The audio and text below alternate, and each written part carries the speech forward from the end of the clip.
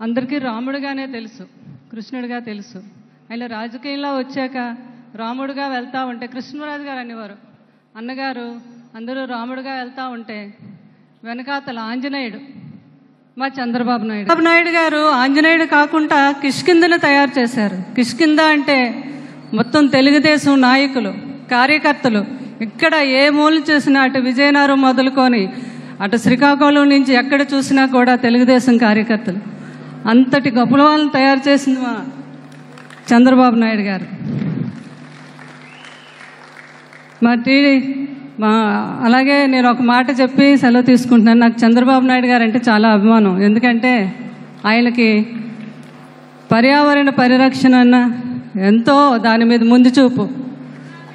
నాకు ఒక మాట గుర్తుకొస్తుంది, బాహుబలిలో ఒక మాట గుర్తుకొస్తుంది, మహిష్మతి బాహుబలి వచ్చాడు ఊపిరి తీసుకో అని. అదే మా చంద్రబాబు నాయుడు గారు.